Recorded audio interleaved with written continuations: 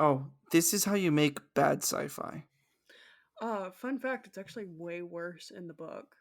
What? No, I don't believe you. Not for a second. I was telling you this last week or last episode, but both the main leads are like equivalent to or actually 17. And Jared is 26. Ian, I want to call him Luke because he was Luke in Percy Jackson. He's like 24. And Jamie, in the books, Jamie has a love interest, and Which one? Jamie's the little brother. The Okay. 14-year-old boy has a romantic interest who's the same age as Jared. Make it make sense. Stephanie, why? He's 14 and his love interest is 26? Yes. That is... Welcome to ReShoot, amateurs in no suits. Too many movies to explore.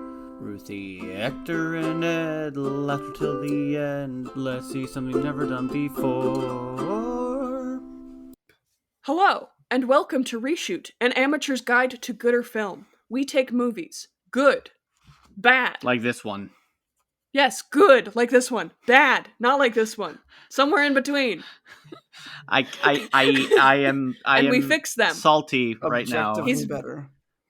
Objectively better. Objectively yes. better. On what scale? Every scale. Let's go. Well, if it's a scale of if we can make it worse, is it still better? Yes. Yes. Okay, good to know. I am one of your hosts, Hunter Seeker. Wrong sci-fi. Is that a fucking Dune reference? You just read the book. Yeah, it's a Dune reference. Fuck! I need to read the book Dune. Is so good. I need to read Dune. Okay. Hello, I am your other host. Star. Alien. Squid. Fuck. I am your other host. The scene where Melanie just falls off the fucking building. She just yeet. Yeah. Yeah? Yeah. I'm Hector. I'm Ruthie. Lord Eddard Stark. Ed. Ned. Yeah. Not Ned, just Ed. Nedward. Nedward.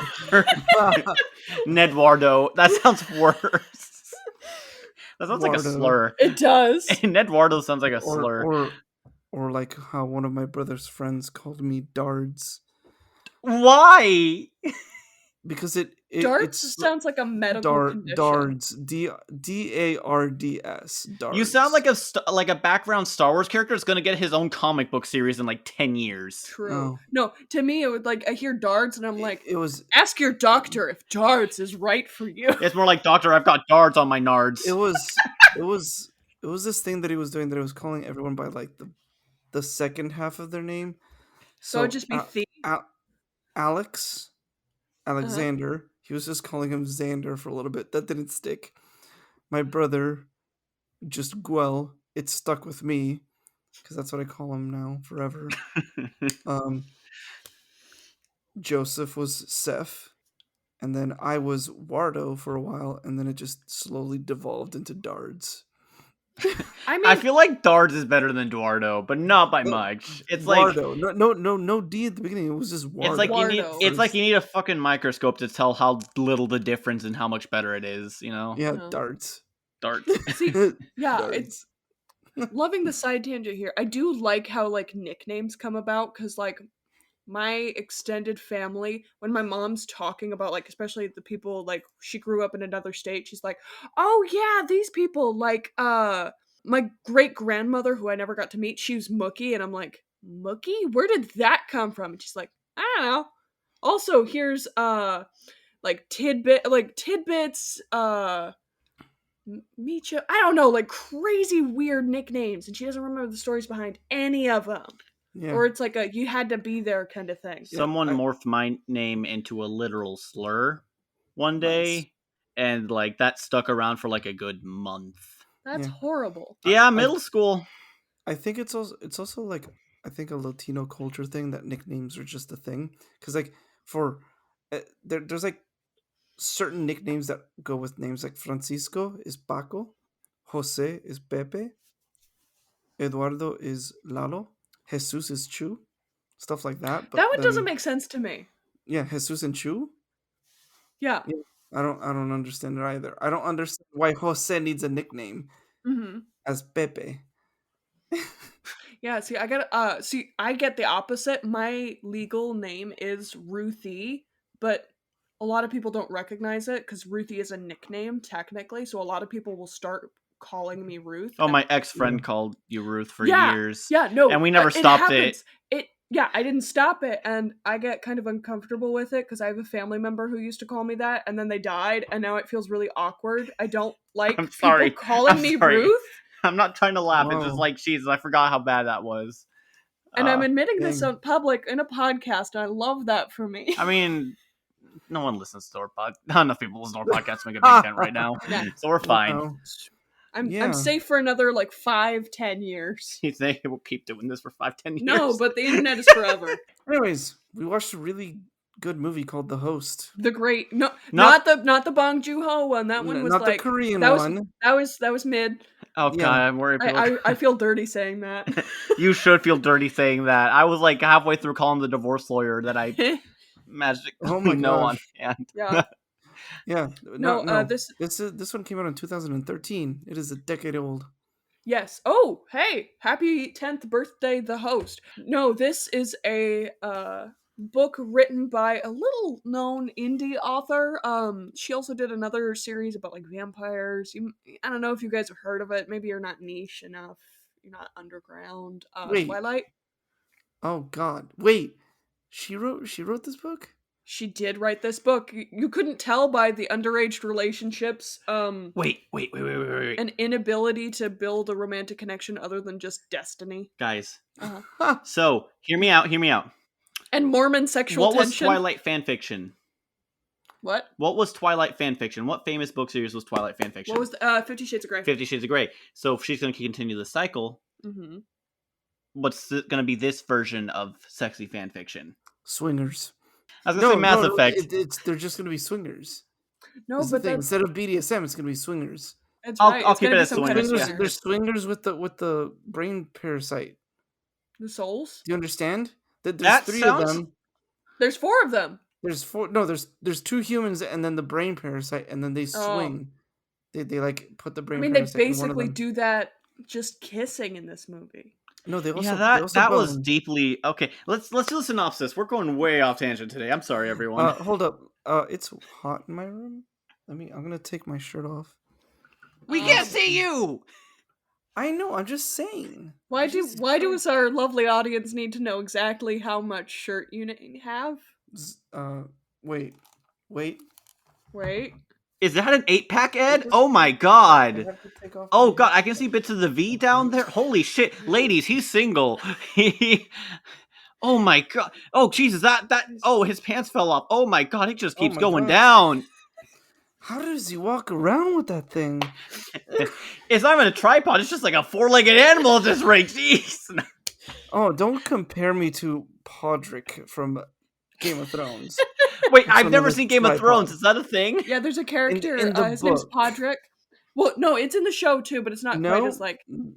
it's not Kind as, of. So Okay, in the fine, go show, ahead. they take him for his birthday to a Yeah. brothel, and he comes back and he's like, they gave me the money back. And they were the other character's like, what do you mean they gave the money back? And Yeah, apparently Yeah, Sorry, go. and Tyrion and Bronn are like, they like lead, and it's like, tell us what you did. We need to know your secrets. The thing is, they stop it there in the show. In the book, they actually talk to one of the women that works at the brothel, and she says that there were 3 heads where there was supposed to be 1. So he's tripod. Damn, His okay. name is Podrick. It goes by Pod, so he's tripod because he has 3 of them. Yeah. Anyway, synopsis. no more of this fantasy nonsense. It's sci-fi time. Not the good guy. What do you mean, Hector? This is the good host. Okay. Earth as we know it has changed drastically, says an unnamed narrator. Climate change? Gone. World peace? Achieved. Hunger? No more. Humanity has reached equality. Communism unlocked. Wait. No, not really. You see, sometime before the start of the film, there are these souls, these alien parasite-like creature. Well, not parasite-like. They are parasites. They intercepted humanity and began taking over their bodies and lives. These souls outside of a body look like little jellyfish, elden beast kind of sea slug. I'm hoping I'm giving you like a little visual description. They're just like little squid or little slugs made of light. And they have tentacles. Yeah. But once they're inside a living body, they're able to control that body and access their key memories. Okay, now onto the actual plot. So Melanie, who's kind of one of our main characters, she's introduced as she's fighting off these soul creatures and in an attempt to save her brother, yeets herself out of a window. I don't know if she was trying to like oh yeah, she probably was actually trying to make sure that she couldn't get captured by them, but ultimately it fails. She survives. The souls notice how much of a fighter she is before inserting another soul into her. And they heal her. Yeah, and yeah. With magic medicine, that's just a spray. Yeah, so they introduce this new character who's in most of control of the body, Wanderer.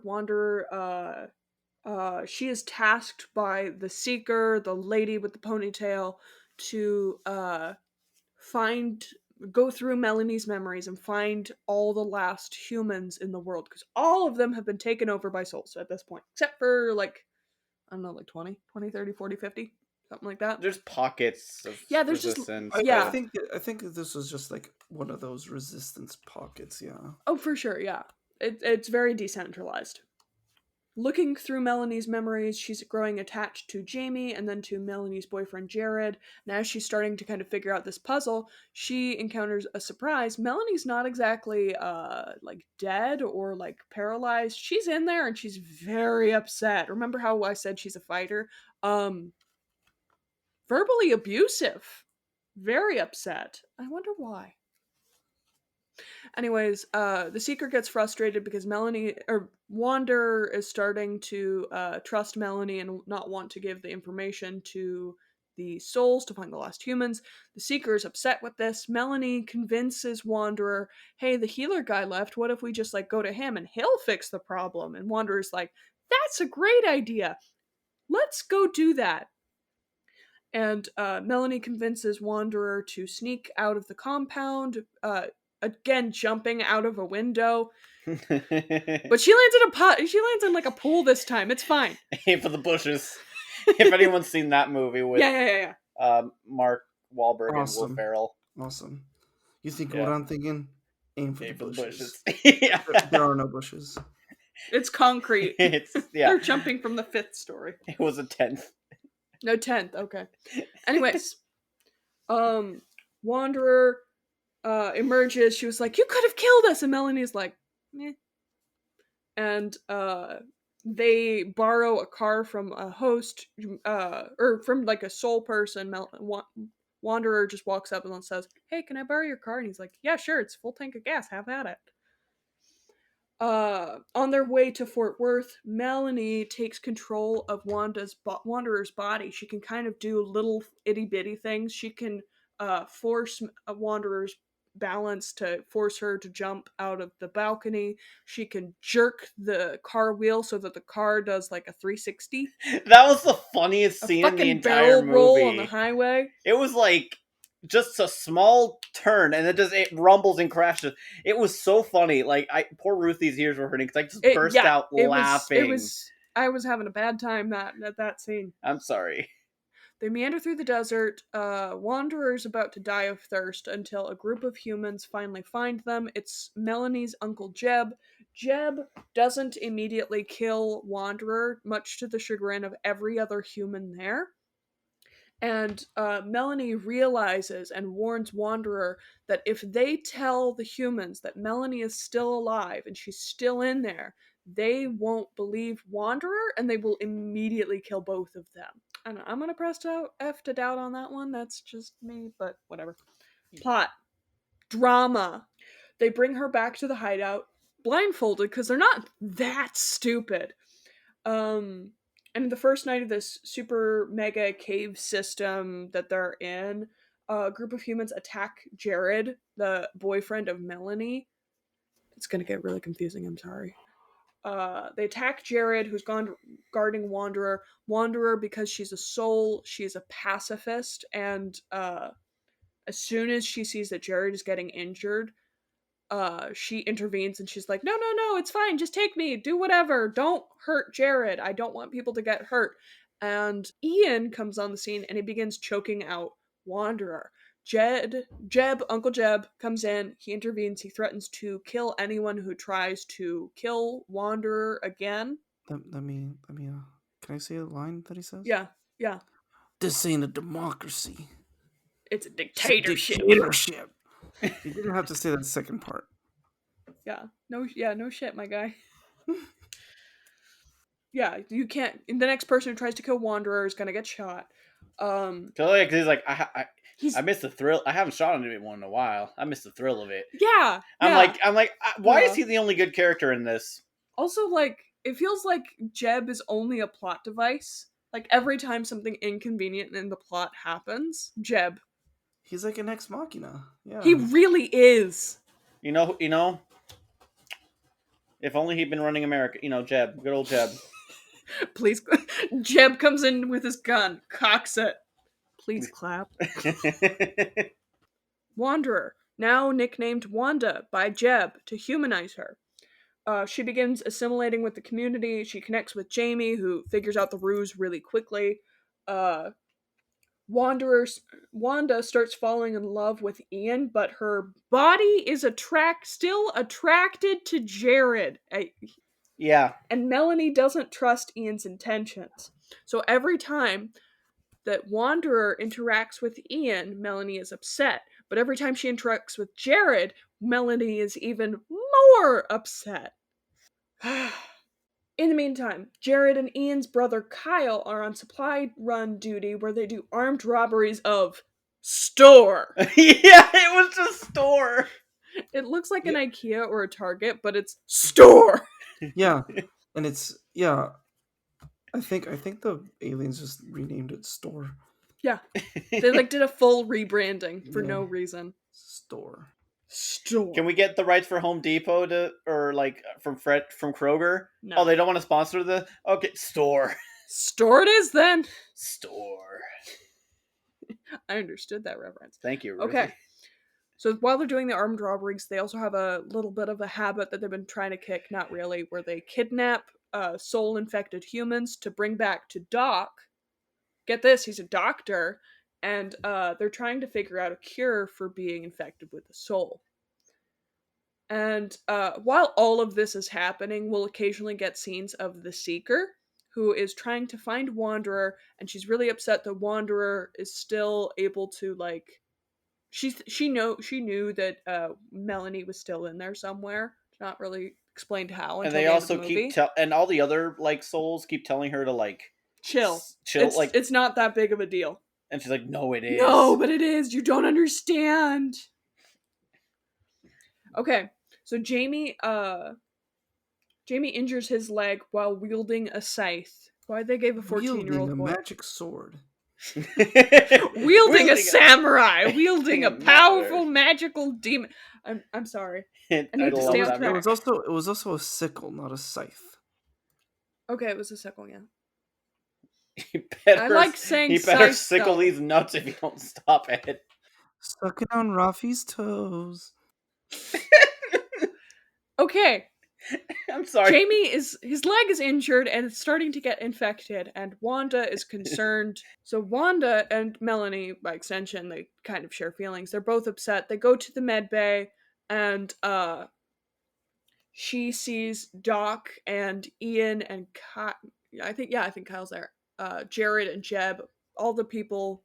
And she also sees the mutilated bodies of a soul and dead humans, and she freaks out, understandably. She's a pacifist, and they just, in her eyes, brutally slaughtered both her people and their own.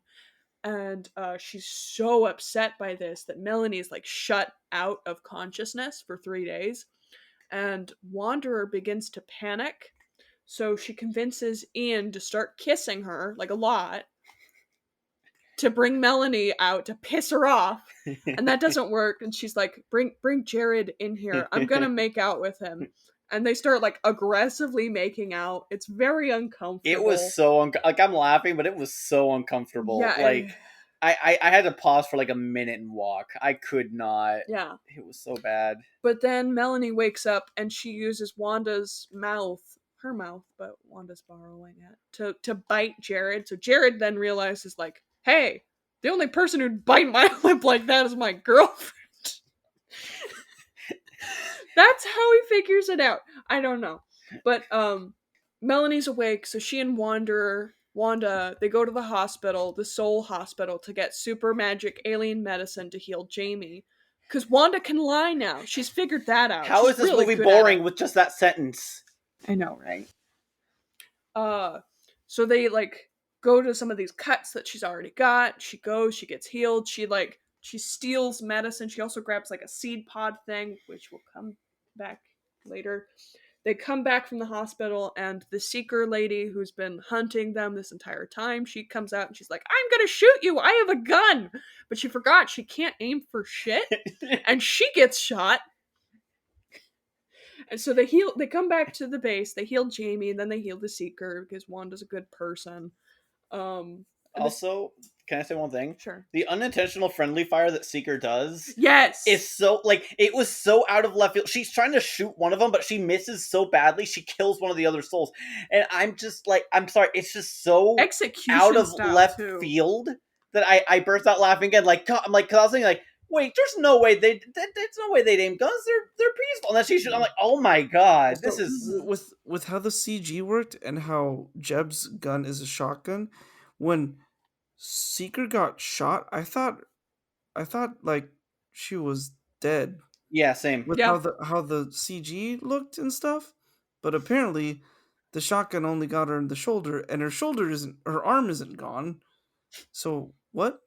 They healed her with the magic. Yeah, they had juice. the magic alien medicine, Ed. I know, Come but on, like, were you paying attention? But if it was a shotgun and you got hit in the shoulder, your arm should come off. Yeah, no, like I It wasn't a totally shotgun, get I it. guess. Yeah.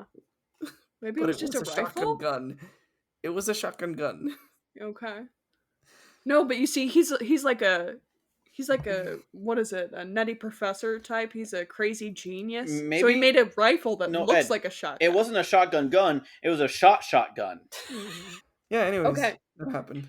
So Wanda tries to talk to the Seeker, who assumes it's Melanie talking, that Melanie has regained control of her own body. And Wanda's like, no, I'm not going to kill you. I'm too good for that. And she goes to the doctor and she's like, hey, you've been trying to figure out this secret. I'm going to show you, but on one condition. He's like, yeah, sure.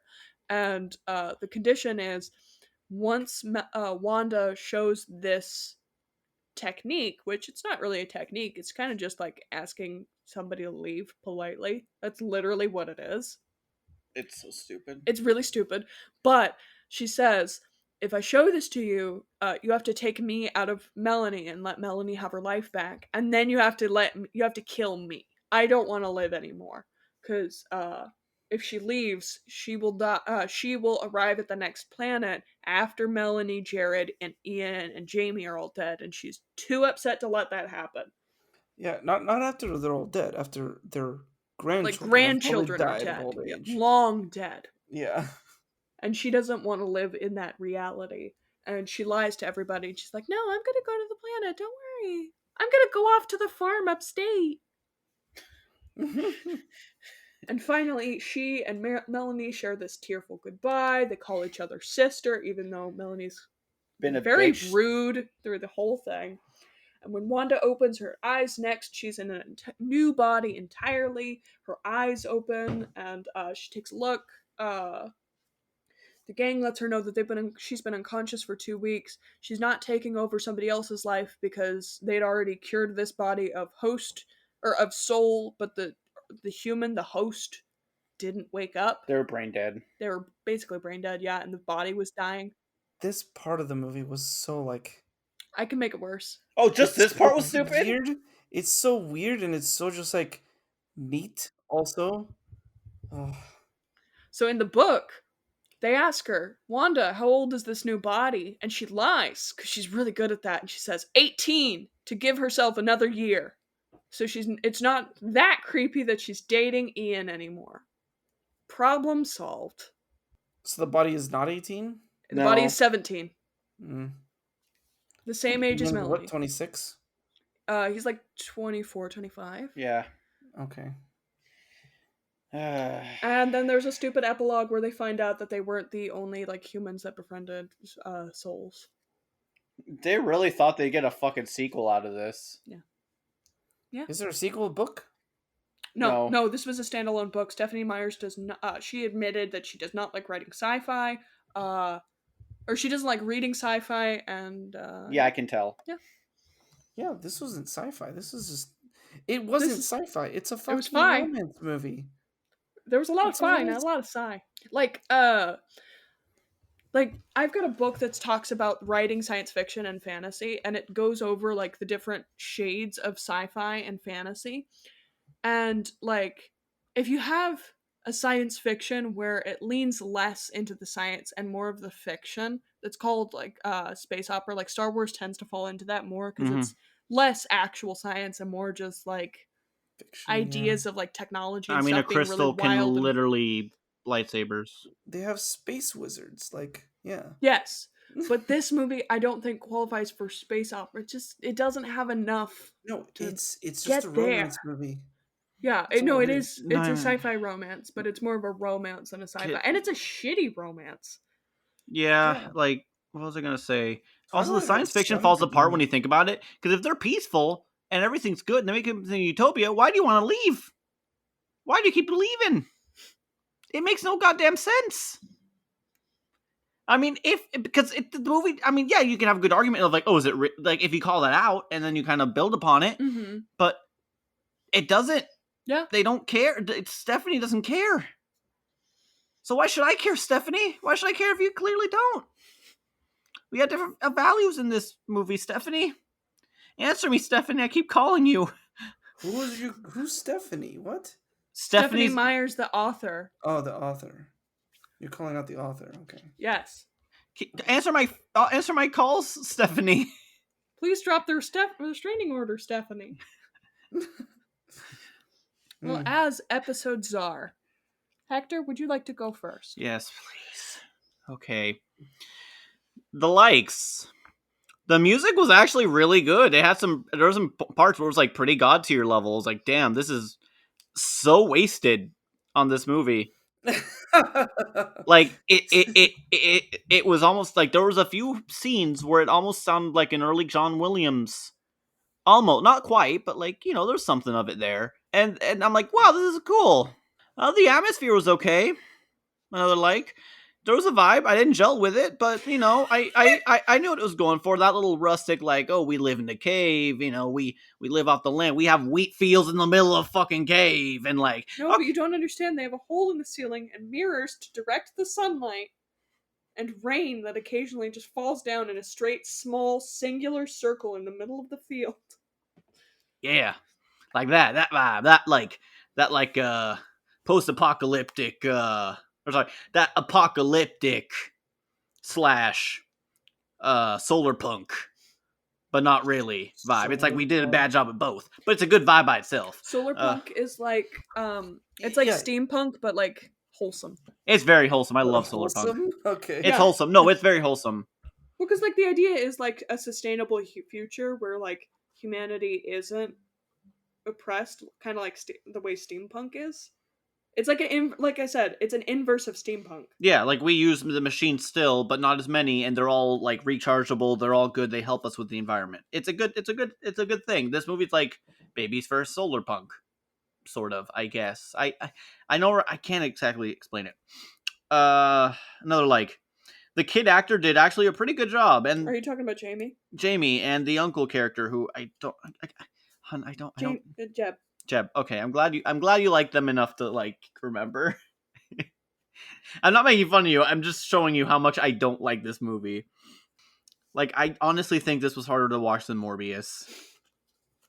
Twitter disagrees with you. The Twitter is also wrong a lot. So like Twitter, all one person in our poll. Yeah, we did that poll. Okay, last like the accidental friendly fire and car crash was like the funniest thing. I've never seen a film do a friendly fire like that, and honestly, it felt fresh. I'm like, God, more movies should have that kind of shit. Cause like it made sense. her people don't wield guns. Exactly. No, it made sense. It was just it was nice to see that logic in a movie that has no other logic. Yeah.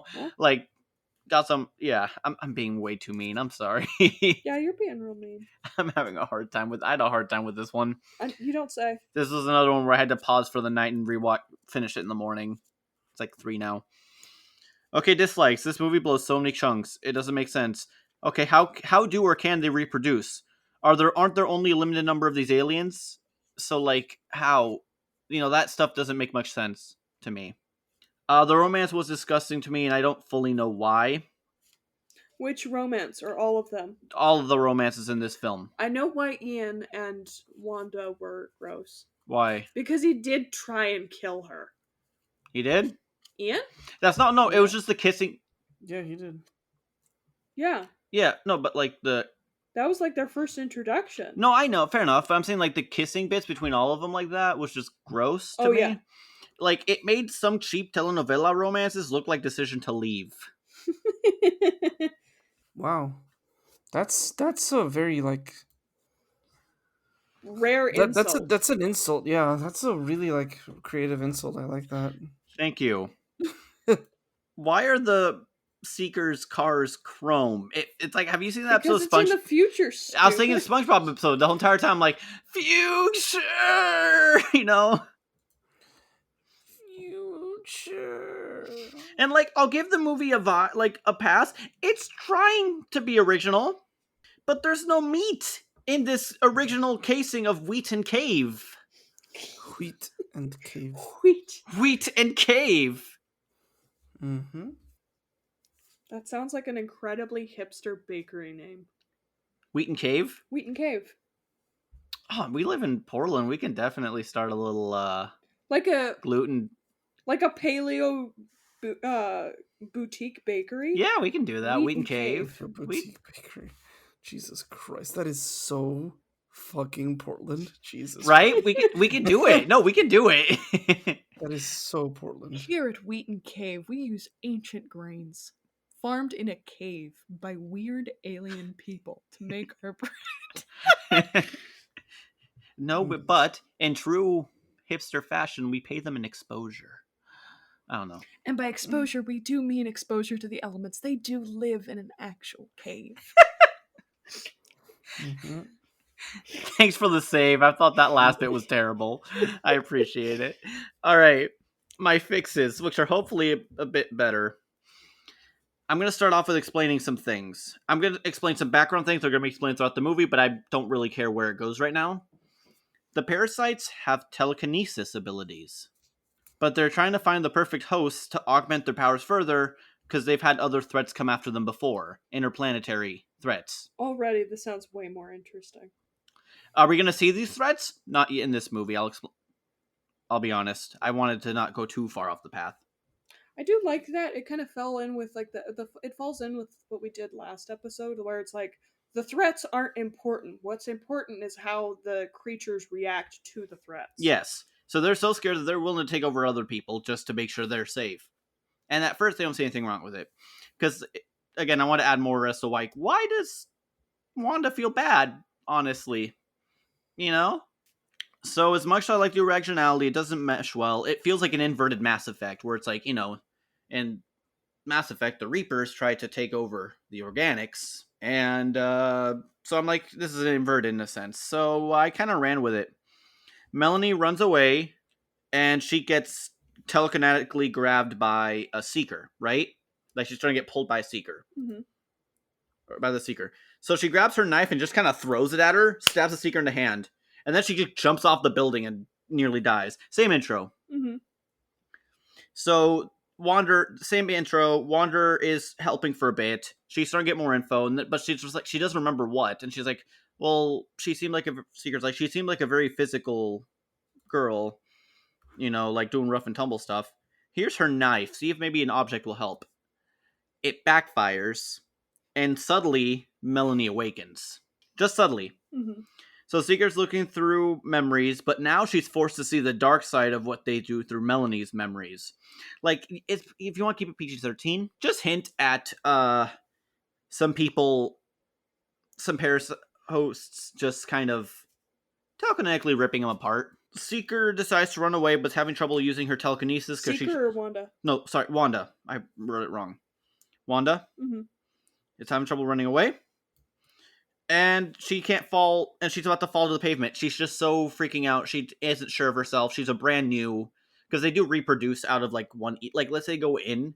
When they reproduce, they come out of, like, the one person's ear. They just kind of, like, duplicate over time. Because they're Okay. kind of like single-celled organisms in that sense. Mm-hmm. That's how I kind of handled that problem. Because they kind of look like single-celled organisms. Okay. Like amoeba. They do look like amoeba. Yeah.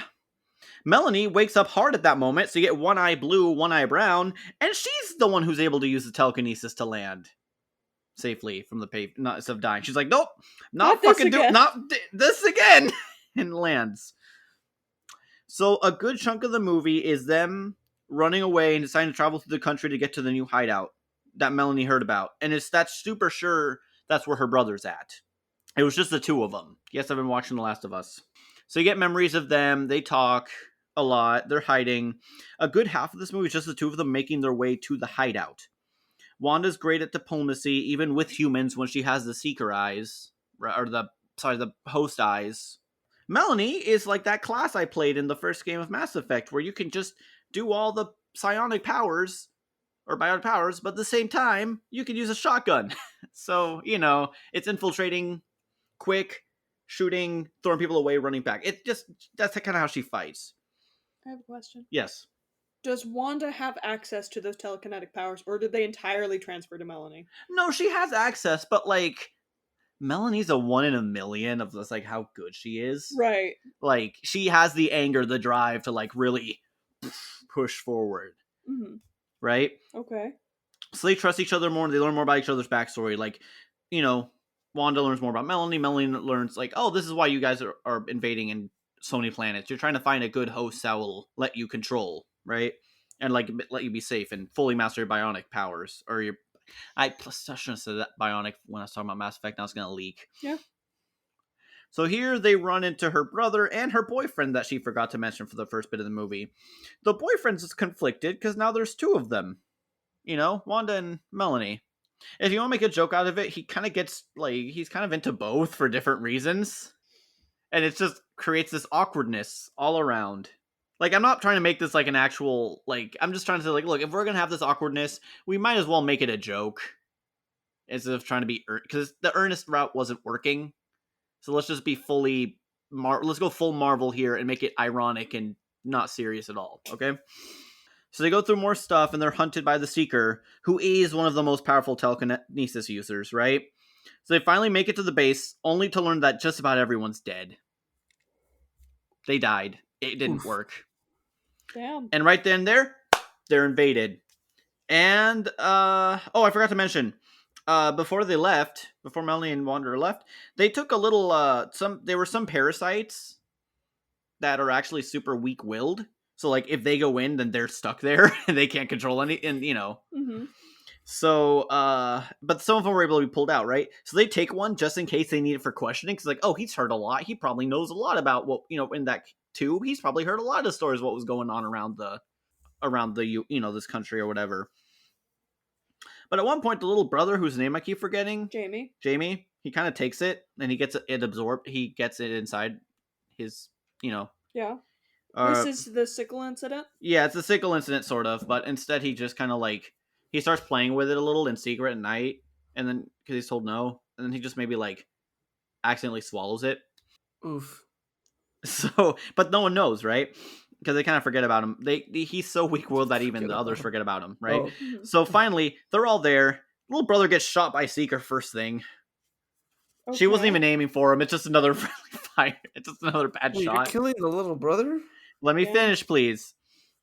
So at this point, Melanie, Wanderer, and boyfriend just lose it, right? It's a perfect unison of, like, blue eyes, and one blue eye, one brown eye, and it's just, like, nuts, right? Mm-hmm. And the boyfriend's losing. It's a slaughter on the aliens. They vow to finish the fight. They're angry. All of a sudden, the little brother stands up. He's not that bloody. He made a little barrier, a telekinetic barrier, by accident. And now he's going to learn to control the powers. And then we're going to get a sequel. Oh, wow, that's actually pretty interesting. Thank you. Um, Yeah. so like, can I go next, or is Yeah. that I was not gonna ask if allowed? you wanted to go. Yeah, no, Okay. you can go Well, next. before I get into my likes and dislikes, I am going to say a thing Okay. because the more, like, honestly, the more and the more I thought about, the more I thought about it, the more my fix would just turn into the Xenogenesis books, Lilith's Okay. Brood. The So, what? I don't know what this Xenogenesis sounds. trilogy. What's that? I've never heard of that one. It's a sci-fi book, good sci-fi by Octavia E. Butler. I've only ever read the first one. It's like it's weird. The trilogy is known as two different names. It's either Lilith's Brood or Xenogenesis. It's got three books: Dawn, Adulthood Rights, and Imago. I'm giving all credit to Octavia E. Butler, but that is my fix for this movie. Is what that trilogy is about. So Are you gonna specify those that later? Because I would like yes, to I will hear about them. specify it Oh, okay, later. okay, good. I'm just this is a forewarning and everything, and also spoiler alert. I suggest you read the books. At least the first one was really fucking good. And yeah, if once I get to my fixes, I will say another spoiler warning and whatever. Anyways, what did I like about this movie?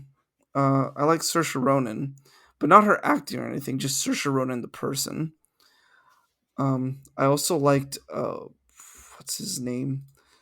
What's his name? Hold on, give me a Uh, second. Luke, from the Percy Jackson and the Lightning Thief. No, no, no. God He's damn, that from dude is wasted on bad book adaptations. I can tell he's a good actor. He just gets shit scripts. Boyd Holbrook. Uh, Who's he play?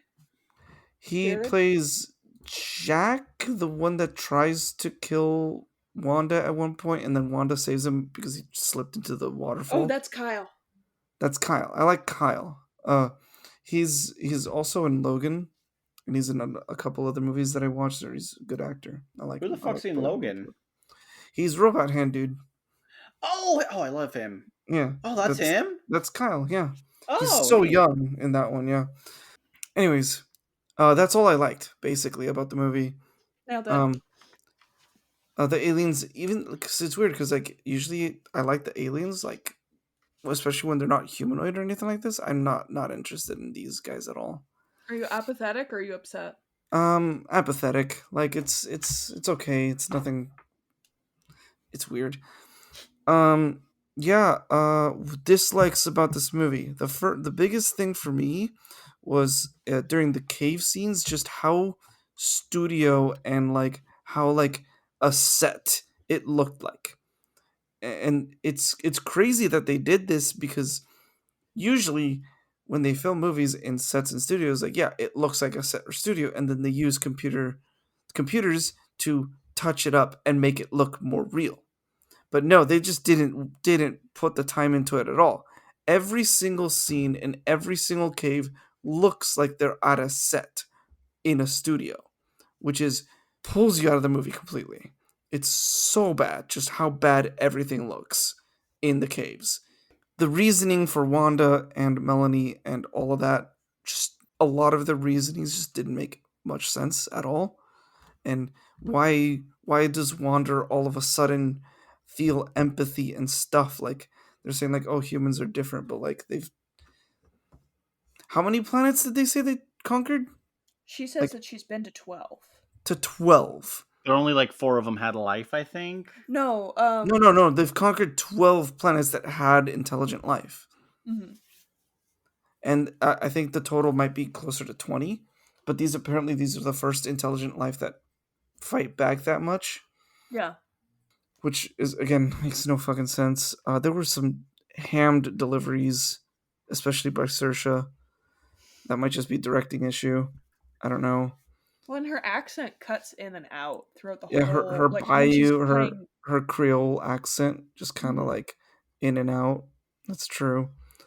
because she's born in Louisiana, like Benoit Blanc. I do declare. I do declare. I do A declare. donut hole Inside inside a donut hole. It's not. No, it's just dumb. No. It's not smart. It's just plain dumb. Anyways, what else? There's a couple things. Oh, the intro. Exposition dump supreme. You can show literally everything that they talked about But then they have to in the spend more exposition money. dump. But they It wasn't just like an exposition dump. They took an exposition dump truck to the exposition See, I dump. thought you were gonna make the joke like Yeah. I didn't just take an exposition dump. They took an exposition. Exposition shit. Thank you. Yes. Exposition shit. Anyways, Exposition shit, yeah. exposition dump of the ages. It's kind of like in Minority Report, the old lady. That's just exposition. Yeah, exposition the character in Minority Report, the old lady. Yeah. Yeah. Except in this narration, it was Jeb the whole time. Jeb's It was just the whole narrator. time. Ah. Whoa, mind blown. The true 45th president, Jeb. Also, when they first try to kill Wanda, the guy who's choking her is like the most unmotivated, interesting Because he choke. wants to bone her immediately. He's just standing there holding her throat, and Well, he's like 'cause- not even moving or like not even making faces. He's just blankly holding her throat, and she's still choking as a thing. Mhm. It was so bad. It was so weird. In the next scene, because keep in mind, Ian was the one who choked her out. You know, the one who's gonna Yeah. like fall in love with her. Yeah. In the next scene they interact in, he hands her a bottle of water and kind of gives her like a "Hi, sorry I choked you" smile. It's because he wants her to choke him now. Airing out his dirty laundry like that. What? Airing out his dirty. Oh, me. Yeah. Oh, the love triangle was also really fucking weird. Love square. Love square. What square? It was like a lopsided rectangle. that let's is be real. that is true. That is true. Melanie and the body And love Wander, Jared, yeah. but Wander like has some feelings for Jared, but really she wants Ian. Yeah. Anyways, love triangle was really fucking weird. Also, I love how Jared is just totally cool with Ian just getting his bone on and kissing, and Jared's just totally cool with it. Even though like it's Melanie's body, and eventually he finds out it is Melanie, but his feelings still don't change because Yeah. he's like that was one of the weirdest things. I mean, maybe They're he's just totally into that. Maybe, fine with he's both just of into them that. getting their pieces. They're both of them are totally fine with it. It's so strange. I love that. You know, it'd be funny. Ruthie made me realize something. If Melanie's Wanda's a little bit into what's his face, Jared, Ian. because Oh, of a little bit Wanda's into body, Jared, yeah. right? yeah, Right. Mhm. right. But imagine if when she was put into her new body, Mhm. the body was like a lesbian or something. No, that would And never just, happen like- in Stephanie's book. She's super Mormon. And then, well, I know, but like, imagine it's like, do you want me? We can be together, man. But no, that's the thing. The body was brain dead. No, but like, it's The the gag- body yeah. craving. Yeah, I thing, know you the gag. Yeah, I know the gag, but still, that's so like I don't know. It put me off so much that they just put her in a brain dead body. I'm like, oh my god, what in the fuck? That's some like Last of Us shit, but not the way you want it to be. You know. That is some dark shit, honestly. And I wish I would have thought of that before she did. Because that is some dark shit that I'm gonna probably borrow if I ever write my books. What books are you writing? Do the Necronomicon? No, I have 4 stories in my head. Anyways, Oh yeah, those. yeah. Jesus Christ, that was just so fucking strange. It was just so strange. I didn't like any of it. Seeker is actually kind of I like Seeker a little bit. Also, she was pretty cool. I guess she was obsessed with Wanderer for some reason, but whatever. Well, it is explained in the movie. She's Yeah, obsessed with Wanderer because she sees the same failures that she is also experiencing, yeah, which and was she's not. Yeah, yeah, Her aim is legendary. Let's be real. yeah, like inverse stormtrooper aim there. yeah, yeah, and all their money went into the chrome vehicles. Also, it Yeah. was hilarious. And Future. So shiny, so chrome. Witness me. Just give them police cars, you guys. It's not hard. you will go shiny and chrome. Um, yeah. So there's a lot that I disliked. I basically covered the big ones because if I said more of what I dislike, I could go for a very long time, and I'm not currently remembering everything. All right, this is your spoiler warning for Xenogenesis Chronicles, aka Lilith's Brood, by Octavia E. Butler. Spoiler warning: you have been warned. How I would do this is just plagiarize, basically. Um, Nailed it. Same thing, alien species coming to Earth to improve upon them. But they we're fucking our planet. We're basically past the point of no return. So this is what they do. They scout around and they pick up like a couple of each of the different ethnicities to keep the diversity still there, right? And they pick all these people up, put them in their spaceship that is orbiting Earth, and then they basically do a hard reset on the Earth. They bomb a lot of shit, they destroy a lot of things, and then they start planting plants and wildlife back everywhere, right? And they're on this ship for several years, and these aliens, I guess they can still be kind of the same kind of parasitic thing. The project in the spaceship with the aliens is to kind of keep the numbers up, or like get the numbers back to a sustainable amount and then put them back on Earth and kind of guide them on how to not screw all the way over again. And a little bit of that would be actually to kind of do a little bit of a compatibility breeding, like mixing the aliens with the humans. Oh, like hybrids. Yeah, like hybrids. That's yeah. This also reminds me of the plot. Ed, have you heard of or seen the show The 100? I have heard of the show The 100.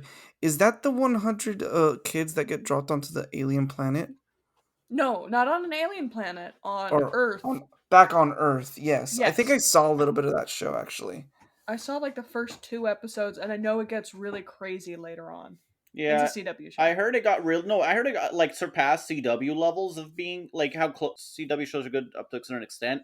I heard the 100 up until before the last season was like really good, like actually good television. No, I've heard it was really it And was then it tanked at good. the end. They Oh. couldn't find a way to supposedly they couldn't find a way to finish it well. Yeah, I Which think I think I saw that show, and yeah, I stopped when the main character lady had to kill her boyfriend.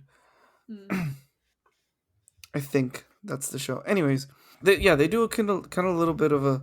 They kind of make some hybrids with the alien species, and then they start dropping these hybrids down, and then that's where we meet Wanderer, and he's the one, or she is the one that kind of like.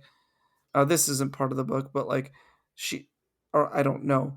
But she's the one who kind of like goes through the ruins as a wanderer, like just wandering around, and picks up all these clues and stuff, and basically says that like I say that she comes to the conclusion that this like hybridization isn't like there's like some moral conflicts going on within Wanderer, who's a full hybrid. There's no Melanie or anything. I'm completely rewriting this fucking no. story. I'm digging. I'm very much into this. Keep Yeah, going. and he's the one that says that this he's or she's the one that brings up that this hybridization stuff that they're doing isn't right.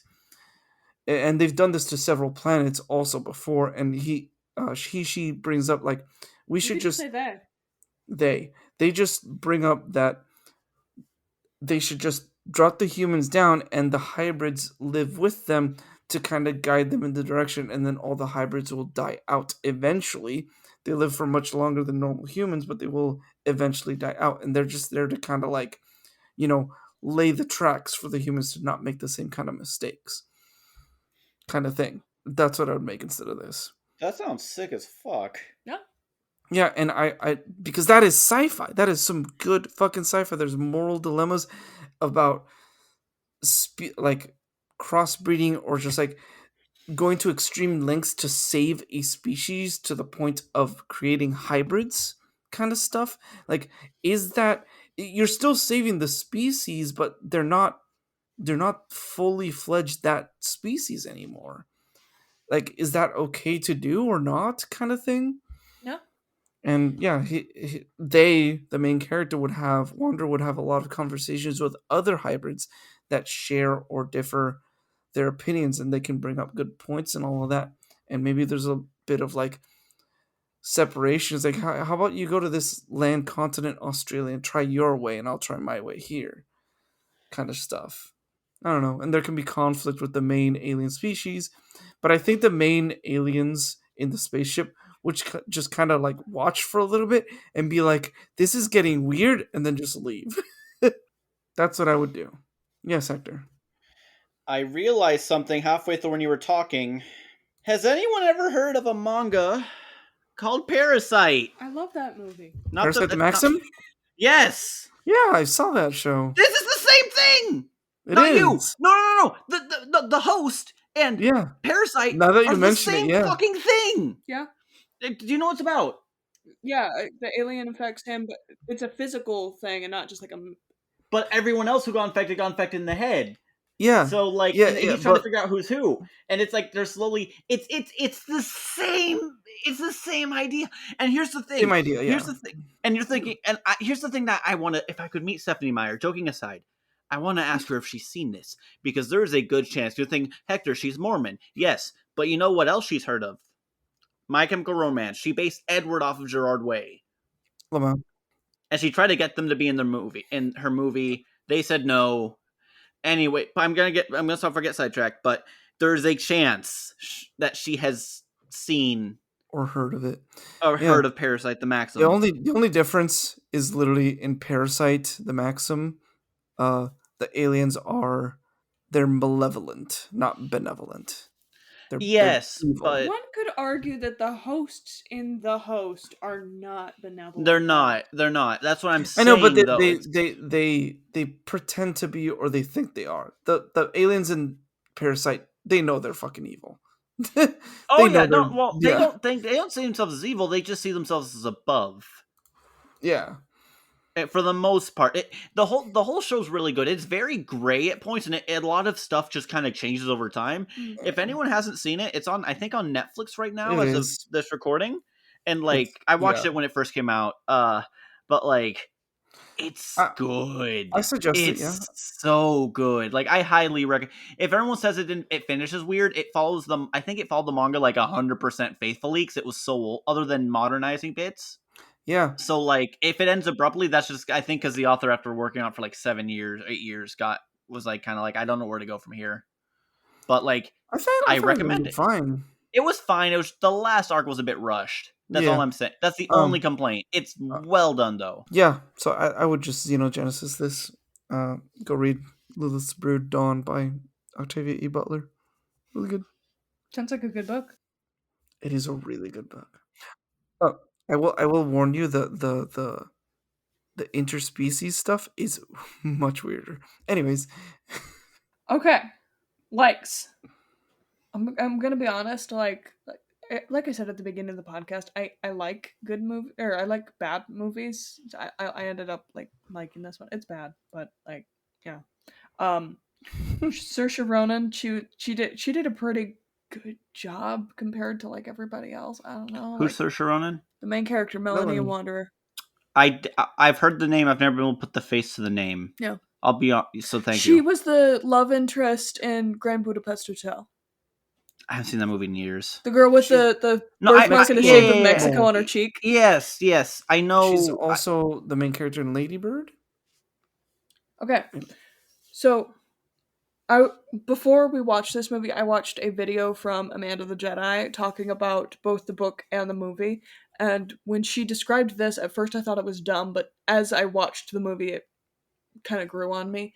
In the book, the only way you can tell if a human has been infected by a soul is if you shine a light in their eyes. There's a ring right behind the iris, which I don't think that's how eyes work. It would be like in the iris. Maybe it's just like the host is just kind of like, or the parasite's just kind of like moving around in there. Well, yeah, that is what it's implying. But the black part of your eye is like the back of your eye, right? So Yeah. it wouldn't be the colorful part of your eye. It would be the black part of your eye. Yeah. Anyways, in the book, the only way you can tell is if you shine a light in there. In the movie, all the host characters have white contacts that they wear to show you all the time who's a host, who's a human, which works out because I don't know, in the movie, like, no, everybody knew, like, okay, that's a host, okay, that's a human. It was really easy to distinguish that, and it was a easy way to describe to start up conflict. It also makes sense as to how they took over in the first place so sneakily. Yeah, I don't know. It worked for the movie. It probably works in the book. Different mediums, different needs. My last, like, the concept, like, the theory behind, like, the souls, I found that to be really interesting. Like, this idea of, like, a parasite that, like, infects a body, but sometimes it's not perfect. I don't know. It scratched an itch I didn't know I had. I thought it was interesting. Now on to my dislikes. What? I mean, it's scratching it. Do you want a parasite inside your mind? No, I just think it's an interesting concept, No, it and my is. brain likes thinking about it. No, that's fair. Okay, dislikes. Hi, Mom. I know you're listening to this. Oh no. I'm just gonna bring it right out there. Stephanie Myers, yes, the author. She's really weird about romances, and it's really hit or miss. I wasn't going to go there, damn. Like, a lot of her leading couples, it feels like they're only together because the plot demands it, not because they have anything in common. And this movie, it shows. Oh, man. I thought I was being harsh. Jesus, keep going. Well, like, I don't know. Like, in this movie, I'm not gonna bother with Twilight, that's a different movie. Mother, if you have a disagreement with me, you know where to find me. Also, like, the age gaps, you don't have to make age gaps. What's up with the age gaps? Don't do that. To put it in perspective, put it in another light. There's a video game character. Her name is Bayonetta, right?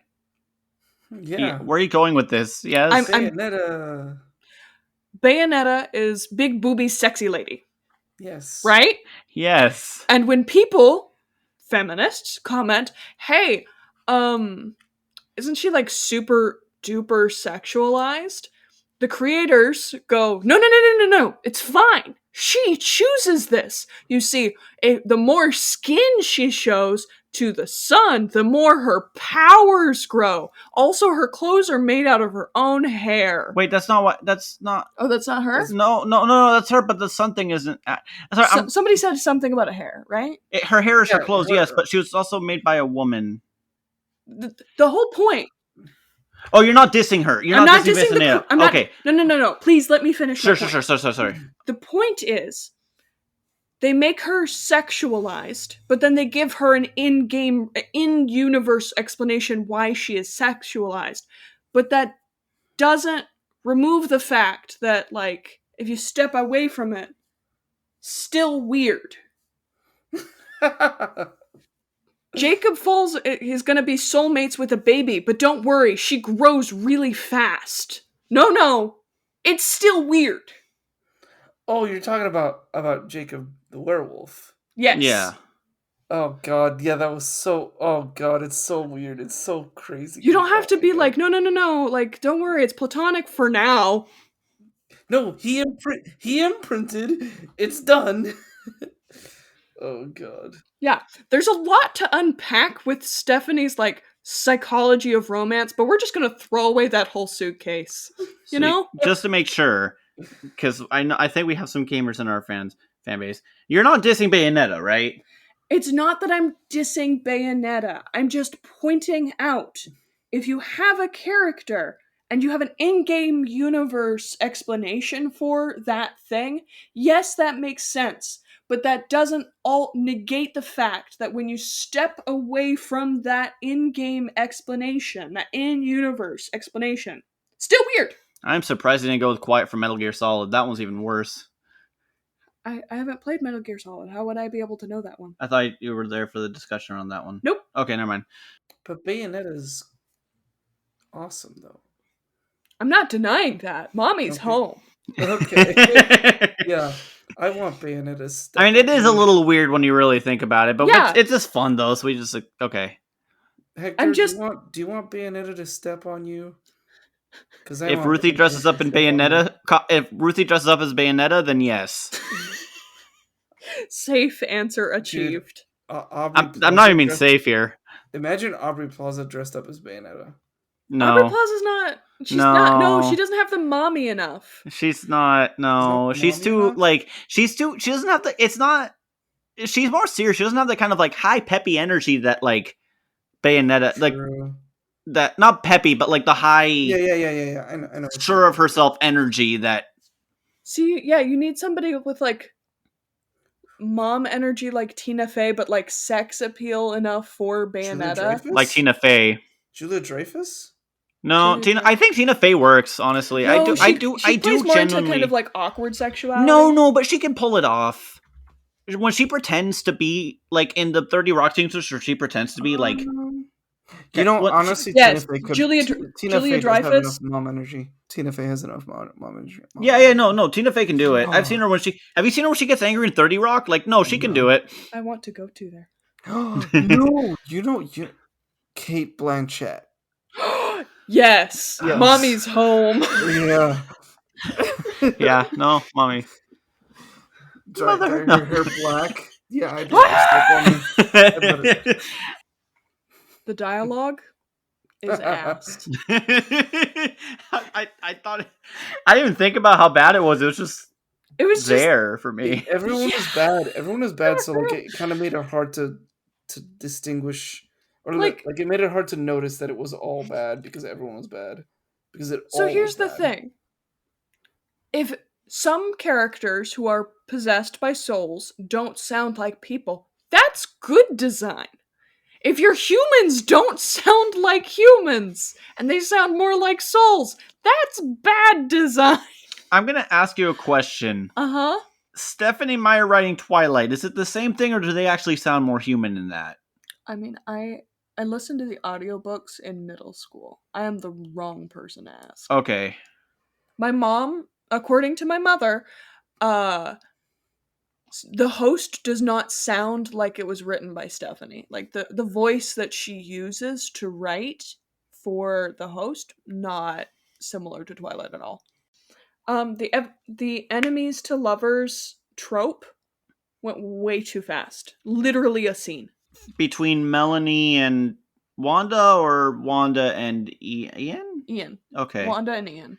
Fair enough. I thought you just meant like like friends kind of like closeness. No, I'm literally talking enemies to lovers. Okay. Because like he tried to choke her out one night and like a day or two later he's like, here, have some water, you look thirsty. Yeah, we've all kind of covered this, but the souls make no sense. Either they're pacifists who love everyone or they're colonizers of human bodies. The way that this IP tries to the way that this intellectual property, the book and the movie, the way that it's trying to meld these two ideas doesn't work. I think it needs to go back to the drawing room, and unfortunately I didn't quite figure out how to do it. I feel like you guys did that a lot better. But you know what? I wrote myself out of that problem because here's my last dislike. You know how like a lot of like studios will shoehorn an unnecessary antagonist when a book adaptation, like in the original book, there didn't need to be an antagonist?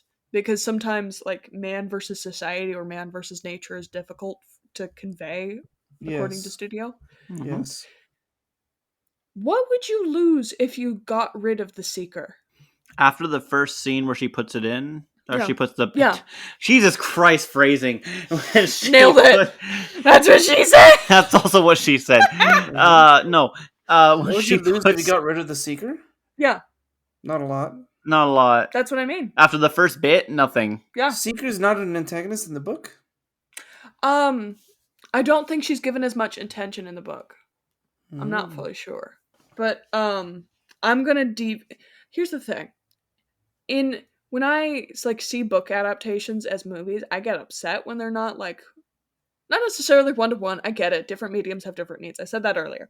But there are times when changes are unnecessary, Yes. and this is not one of those times. Let's phrase it like that. So I'm gonna have the movie start off the same. But so like Melanie's fighting off the hosts. Eventually, she yeet out of window. But before we see that scene where Melanie is hosted, where the soul enter, where we see Wanda come in, we start with the flashbacks. Her growing up in Baton Rouge, the hosts coming, what happened with her father, being on the run, meeting Jared for the first time, her life with him and Jamie. It built for a long time. And then finally, we hear like a voiceover. Wanderer, what are you seeing? Wanderer. Then we cut. Melanie wakes up and she's aware that Wanderer's in her body and she's very upset. Yeah, Wanderer then starts recounting all the information to the healer and to the seeker, and that's when Melanie begins screaming at Wanderer to get out of her body and stay the hell away from her memories. Wanderer is shocked, but she doesn't want to mention anything to the healer because this has never happened before. Melanie is so worried about Jamie, so worried it plagues Wanderer's every waking thought. He could be hurt, he could be dead, he could be infected. And finally, Wanderer, a pacifist, someone who cares about I'm going to make her genuinely empathetic. She's like, hey, if you're so worried about Jamie, let's just go find him. I thought the Dallas Fort Worth like find the healer plot point was really stupid. So this time it's just, all right, you want to find him? Let's go. Girls trip. Let's do it. Melanie wonders if this is a trap, but Wanderer reminds her that souls are pacifists and can't lie. Also, they literally share a brain. If Wanderer was planning something, Melanie would probably know it by now. Melanie finally relents, but she convinces Wanderer that it would be a good idea to sneak off to protect Jamie, which by now, Wanderer like has this kind of outside sense of empathy. I don't know if there's a way to better portray it on camera. She's like, okay, yeah, that is a good idea. Maybe she's being extra nice while she's in the soul base to everyone. Well, no, because it's specifically like she already feels connected to Jamie and to Jared, like in the movie. So when Melanie is like genuinely upset, she's like, yeah, I like Jamie too. I mean, like Jamie, yeah, he's a good kid. Fuck, what if he's hurt? Work. Yeah. Maybe she tries to like rush off for a second before Melanie pulls her back for a sec. If you find a way to show it. Yeah.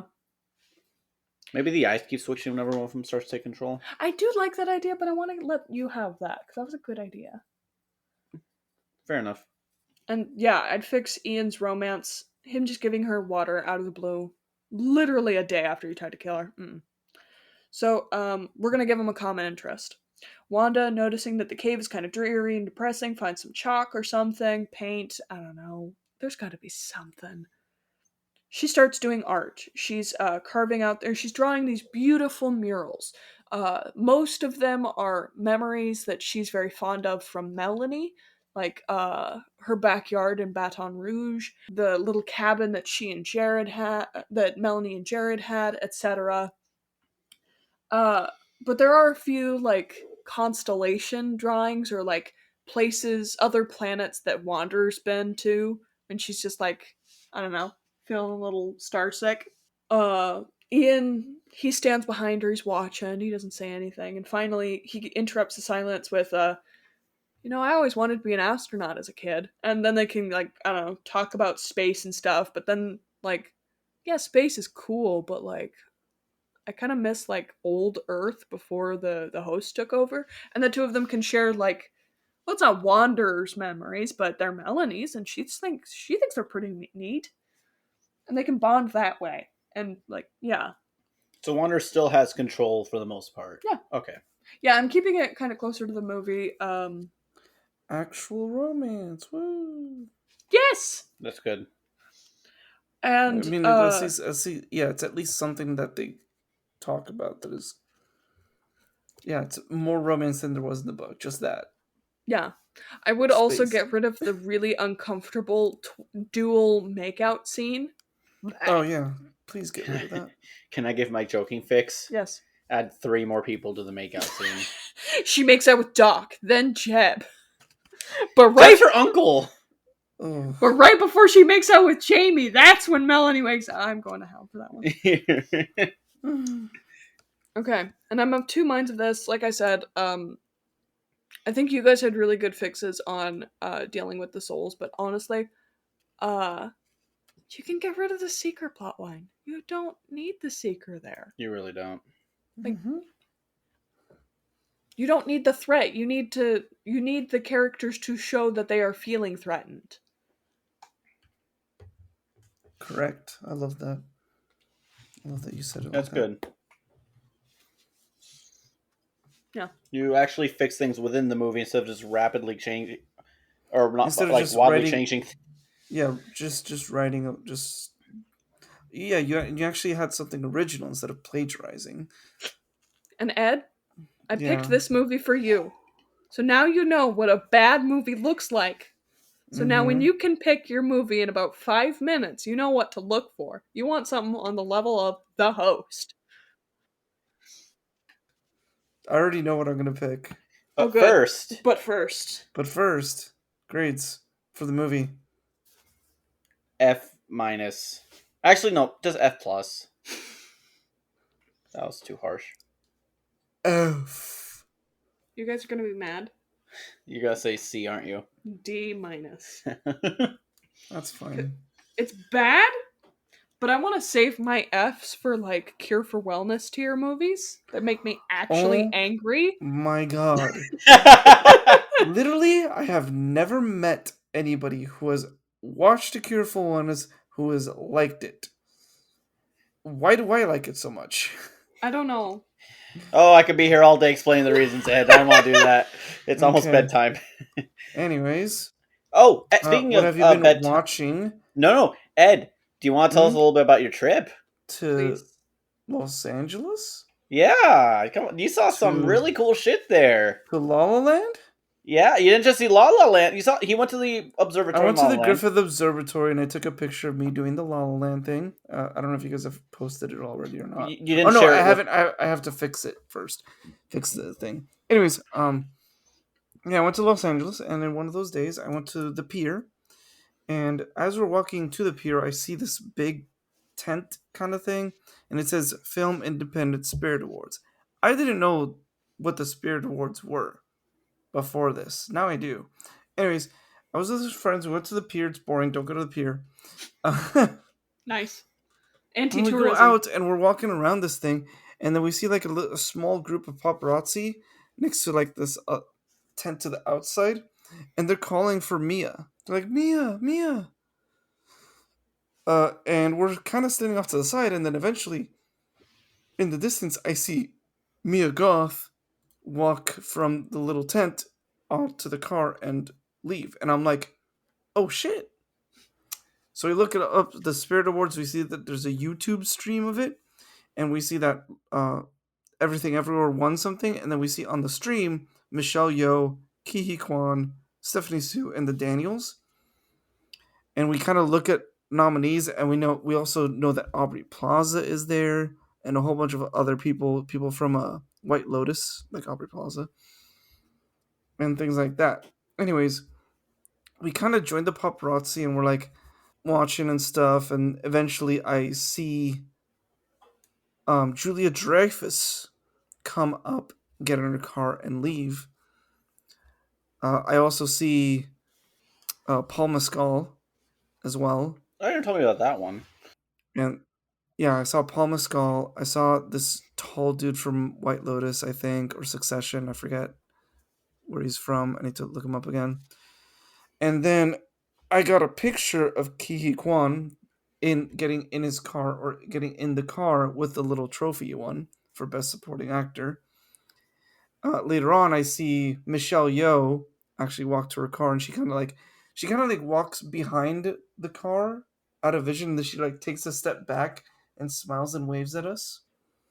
Was she waving at the paparazzi or just you got like your group? No, we were in the group at the paparazzi. She was waving at all like 25 of us or Oh, whatever. nice.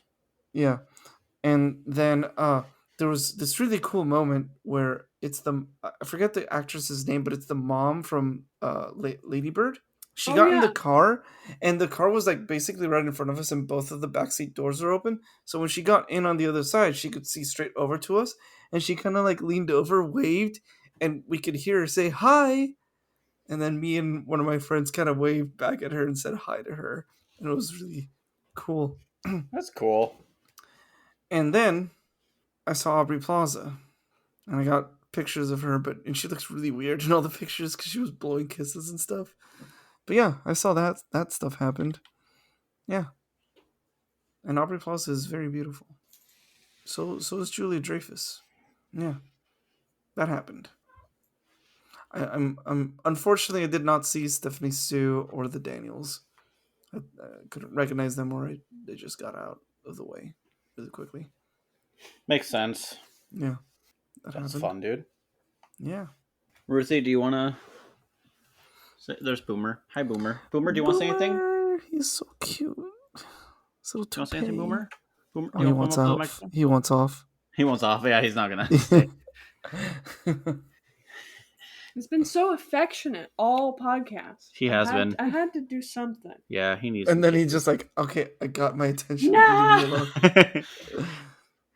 alone. Ruthie, you want to say something? You've been Watching, seeing other interesting tidbits. Maybe not something I'm seeing, maybe something I have done. Oh no. So long-time listeners of the podcast, but maybe not even long-time if you've listened to the right episode, know that we have established a friendship with Matt Shore from Made Up Movies, of Made Up Movies and Investigate 311 fame. He has a stream on Twitch, Shorester. I have been running an Urban Shadows game. We had one session a couple weeks ago. We're about to have our second session. by the time this episode comes out, it will have already played, so it's probably playing on YouTube for you now. he has his YouTube's Matt Shore. Yes. You can find it there. But yeah, I'm gonna have maybe a 2-3 parter of Urban Shadows. It's my favorite tabletop RPG game, and I guess my actual recommendation is I like Urban Shadows, and it's really fun. And we just got a new book from the same game makers, Magpie. It's called Masks, and you're playing like the Teen Titans, and it looks like so much fun. They also made the Avatar: Last Airbender RPG. So basically, just support like a small indie tabletop RPG creator. Maybe go to your local game store if you can. Yeah, they have the second edition of Urban Shadows. It's on Kickstarter. I'm looking for like a good excuse to start it myself. Don't worry, it's already funded. It's in the works.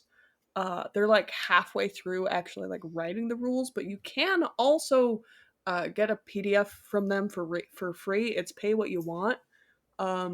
It's a quick start, like it's a quick play start, test. but yeah, it's really fun. It looks a lot more complicated than first edition.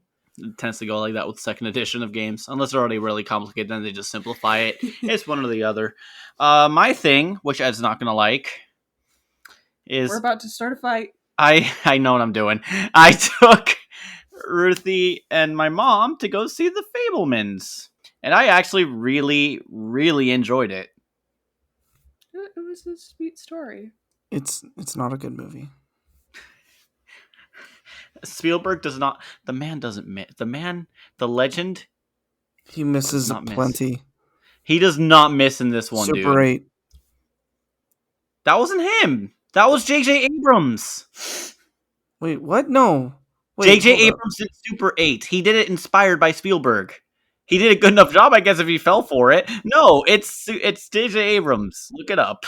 See, I don't know about you. The reason I right. liked it was like, you know those coming of age stories where like the kid finds out, he learns more about himself.